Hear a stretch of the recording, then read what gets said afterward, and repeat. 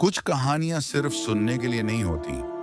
वे महसूस की जाती हैं चुपचाप दिल की धड़कनों में। और कभी वह बिस्तर के नीचे छुपी होती हैं। यह सिर्फ एक पेड़, एक लड़का और एक सांप की कहानी नहीं। यह उस पल की कहानी है जब एक नादान हाथ ऐसी चीज को जगा देता है जो सदियों से सोई थी, लेकिन एक बार जाग गई तो नींद किसी को नहीं आती।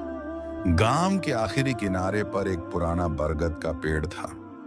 उसकी घनी छांव, नीचे बिछे सूखे पत्तों की महक और चारों ओर की खामोशी, ये सब कुछ उस लड़के को जैसे किसी और ही दुनिया में ले जाता था। वह सिर्फ 18 साल का था। चेहरे पर मासूमियत, मगर आंखों में सवाल थे।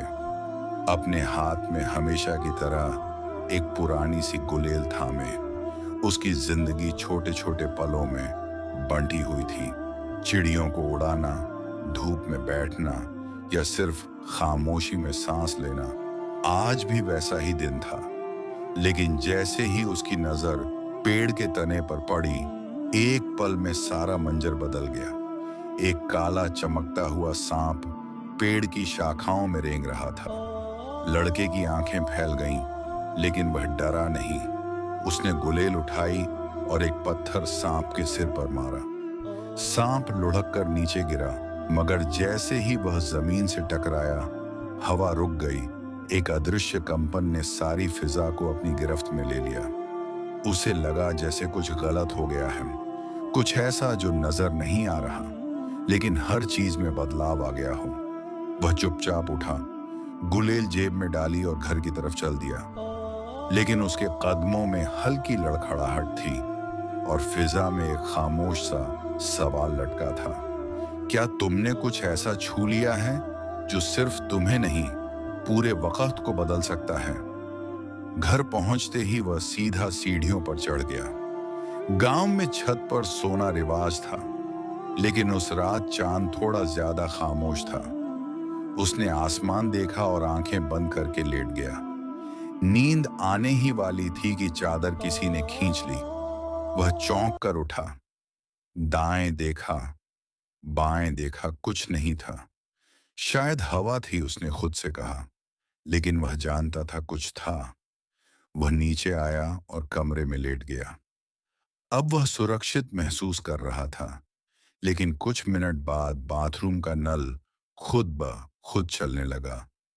पानी की आवाज सरासर एक खलल जैसे किसी और दुनिया से आई हो। वह धीरे से उठा, दरवाजा खोला और नल बंद किया। वापस मुड़ा तो कमरा वैसा का वैसा नहीं लग रहा था।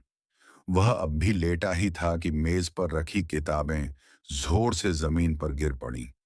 उसका दिल धड़क उठा। ये महज हवा नहीं हो सकती। उसे लगा कोई है, या शायद वह चीज जो पेड़ से उसके साथ चिपक गई थी। तभी उसकी नजर बिस्तर के नीचे गई। वहां एक पीला ठंडा हाथ जो धीरे धीरे दीवार के साथ सरक रहा था। उसके जिस्म ने हरकत करना छोड़ दिया। दिल की धड़कन सुनाई देने लगी। चिल्लाना चाहा, आवाज गले में फंस गई। बिस्तर के नीचे से एक चेहरा उभरा, काली आंखें, बिगड़ी हुई शक्ल और होठों पर वह मुस्कान जिसमें सिर्फ मौत की खुशबू थी। वह चिल्लाया, बचाओ, कोई है? मां कमरे में आई। उसने बेटे को गले से लगा लिया। क्या हुआ बेटा? लड़का रो रहा था। मां, बिस्तर के नीचे कोई है। हाथ चेहरा। बाप ने कमरा देखा। कुछ नहीं है, बस बुरा सपना था। फिर वह अकेला था। हवा में ठंडक थी और रोशनदान की जाली धीरे हिल रही थी। तभी एक चेहरा रोशनदान से झांक रहा था, आधा रोशनी में आधा। अंधेरे में वह चेहरा नहीं, वह बदुआ थी जो उस सांप के साथ जागी थी। उसे याद आया, एक दिन गांव के बुजुर्ग ने कहा था, उस पेड़ के नीचे कुछ दफन है, जो जाग गया तो सारा गांव जागते हुए मरेगा।